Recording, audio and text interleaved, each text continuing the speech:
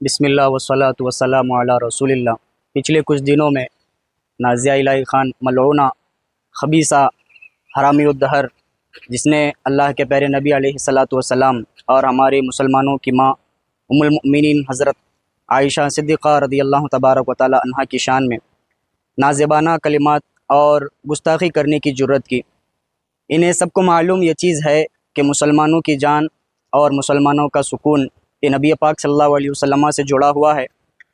तो इन्होंने हमारे नबी पाक और उम्मुल मुमिनीन आयशा सिद्दीक़ा रदियल्लाहु तबारक व तआला अन्हा की शान में गुस्ताखी करके मुसलमानों के दिलों को, मुसलमानों के सुकून को ठेस पहुंचाने की कोशिश की, जिसके लिए मुल्क भर में जहां कहीं भी मुसलमान जो हसास हैं, गैरतमंद हैं, उन्होंने एफ़आईआर दर्ज करने की कोशिश की।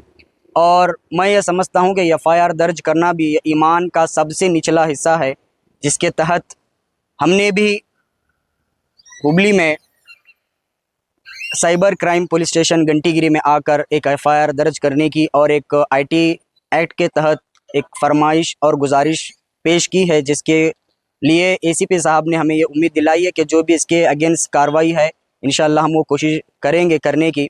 हम तमाम ज़िम्मेदारों से भी और गैरतमंद सुन्नियों से भी ये अपील करते हैं कि जहाँ और जितना भी हो, अब तमामी हजरात इसके ख़िलाफ़ और उस मलऊना के ख़िलाफ़ बात करने की ज़रूर कोशिश करें, उसे कोर्ट तक लाएं, उसे माफ़ी मंगाने के लिए ऊपर मजबूर करें, ताकि वो दोबारा ये जुर्रत करने की कोशिश ना करे। और कोई भी हो दुनिया भर में जहाँ कहीं जो भी हो, वो इससे सबक हासिल करे कि अगर हम नबी पाक के ख़िलाफ़, हज़रत आयशा सिद्दीक़ा के ख़िलाफ़, या इस्लाम के ख़िलाफ़, या कुरान के ख़िलाफ़, या कोई भी मज़हब इस्लाम के ख़िलाफ़ अगर बोलना चाहता है, तो उसके लिए ये चीज़ और ये हमारा एफ़आईआर दर्ज करना ये इबरत उसके लिए बन जाए।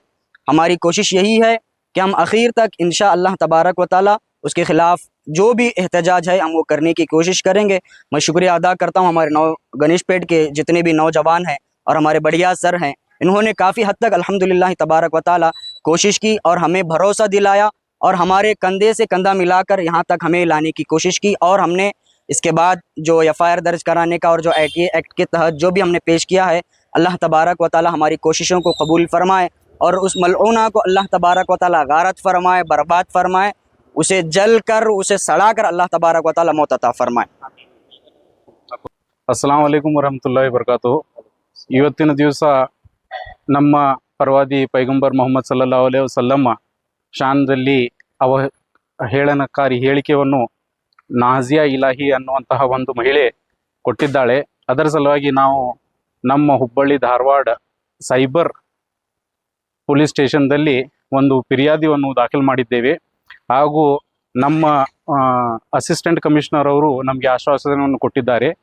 BNS ಹಾಗೂ IT ಆ್ಯಕ್ಟ್ದಲ್ಲಿ ಯಾವ್ಯಾವ ರೆಲೆವೆಂಟ್ ಸೆಕ್ಷನ್ಸ್ ಈ ಒಂದು ಅವಹೇಳನಕಾರಿ ಹೇಳಿಕೆಗೆ ರಿಲೇಟ್ ಇರ್ತಾವೆ ಅದನ್ನು ನಾವು ಇನ್ವೋಕ್ ಮಾಡಿ ಅದಕ್ಕೆ ಸಂಬಂಧಪಡುವಂತಹ ಅಧಿಕಾರಿಗಳಿಗೆ ವಿಚಾರಿಸಿ ಅದಕ್ಕೆ ಸೂಕ್ತ ಕ್ರಮವನ್ನು ಜರುಗಿಸ್ತೀವಂತೇಳಿ ಅವರು ನಮಗೆ ಒಂದು ಎಂಡೋರ್ಸ್ಮೆಂಟ್ ಹಾಗೂ ನಮ್ಮ ಕಂಪ್ಲೇಂಟ್ಗೆ ಅವರು ಅಕ್ನಾಲೇಜನ್ನು ಮಾಡಿದ್ದಾರೆ.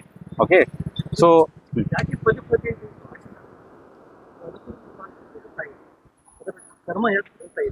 ನೋಡ್ರಿ, ಕೆಲವೊಬ್ರಿಗೆ ಏನಿದೆ ಒಣ ತಿಂಡಿ ಇದೆ. ಓಕೆ, ಅವ್ರಿಗೇನಿದೆ, ಈಕಿ ನಾಜಿಯಾ ಇಲಾಹಿ ಖಾನ್ ಅನ್ನಕ್ಕೆ ಮೊದಲು ತೃಣಮೂಲ್ ಕಾಂಗ್ರೆಸ್ದಲ್ಲಿ ಇದ್ಲು. ತೃಣಮೂಲ್ ಕಾಂಗ್ರೆಸ್ದಲ್ಲಿ ಇದ್ದಾಗ BJP ಹಾಗೂ RSSಗೆ ಬಾಯಿಗೆ ಬಂದಂಗೆ ಬೈತಿದ್ಲು. ಇವಾಗ ಏನಿದೆ ಇಲ್ಲ, ಆಕಿ BJPಯನ್ನು ಸೇರ್ಪಡೆ ಮಾಡಿದಾಗ ಇವಾಗೆ ಮುಸಲ್ಮಾನರನ್ನು ಬೈಯೋದು, ಇಸ್ಲಾಂ ಬಗ್ಗೆ ಬೈಯೋದು ಅಥವಾ ಇಂಥ ಒಂದು ಒಣ ತಿಂಡಿ ಅವ್ರಿಗೆ ಸಾಕಷ್ಟಿದೆ. ಅದರ ಸಲುವಾಗಿ ನಾವು ಏನು ಮಾಡಬೇಕು, ನಮ್ಮ ಕರ್ತವ್ಯ ಏನಿದೆ ಅಂತ ಹೇಳಿದಂದರೆ, ಆ ಒಂದು ಅವಹೇಳನಕಾರಿ ಹೇಳಿಕೆ ಕೊಟ್ಟ ನಂತರ ಕಂಪ್ಲೇಂಟನ್ನು ದಾಖಲೆ ಮಾಡಿ ಅದಕ್ಕೆ ಕೋರ್ಟ್ದಲ್ಲಿ ಅದನ್ನು ನಾವು ಸರಿಯಾಗಿ ಇದನ್ನು ಮಾಡಬೇಕು, ಇನ್ವೋಕ್ ಮಾಡಬೇಕು, ಅದನ್ನೇ ಫಾಲೋಅಪ್ ಮಾಡಬೇಕು. ನಾವು ಅದನ್ನು ಮಾಡ್ತಾ ಇಲ್ಲ. ಅದರ ಸಲುವಾಗಿ ಪದೇ ಪದೇ ಇವ್ರಿಗೆ ಒಂಥರ ಹುಮ್ಮಸ್ ಬೆಳೀತಾ ಇದೆ ಅಂತೇಳಿ ನಾನು ಹೇಳೋಕ್ಕೆ ಇಷ್ಟಪಡ್ತೀನಿ. ನಮ್ಮದು ಮುಂದಿನ ಕ್ರಮ ಏನಿಲ್ಲ, ಇವಾಗ ಏನೇನು ಸೆಕ್ಷನ್ಸ್ ಇನ್ವೋಕ್ ಆಗಿದ್ದಾವೆಲ್ಲ ಅದನ್ನು ಕೂಡ ನಾವು ನೋಡ್ತೀವಿ. ಹಾಗೂ ಇದು if it is under jurisdiction of ಮಹಾರಾಷ್ಟ್ರದಲ್ಲಿ ಹೈಕೋರ್ಟ್ದಲ್ಲಿ ಅಥವಾ ಅಲ್ಲಿ ಲೋಕಲ್ ಕೋರ್ಟ್ದಲ್ಲಿ ಅದು ವಿಚಾರಾಧೀನ ಇದೆ ಅಂತ ಹೇಳಿದಂದ್ರೂ ನಾವು ಒಂದು ಇಂಟರ್ವೆನ್ಷನ್ ಅಪ್ಲಿಕೇಶನ್ ಹಾಕಬೇಕಂತೇಳಿ ನಾವು ಸಕಲ ಸಿದ್ಧತೆಯನ್ನು ಮಾಡ್ತಾ ಇದ್ದೀವಿ. ಈಗ ಸೆಕ್ಷನ್ ನಾವು ಇಲ್ಲೇ ರೆಲೆವೆಂಟ್ ಆಗುವಂತಹ IT ಆ್ಯಕ್ಟ್ ಹಾಗೂ BNS ನಾವು ಸೆಕ್ಷನ್ 299 ಹಾಗೂ 153A 124A 120B ಎಲ್ಲ ತರಹ ಸೆಕ್ಷನ್ಸ್ ಇದಕ್ಕೆ ಅನ್ವಯ ಆಗುತ್ತೆ ಅಂತ ನಾವು ಒಂದು ಫಿರ್ಯಾದಿಯನ್ನು ಕೊಟ್ಟಿದ್ದೇವೆ.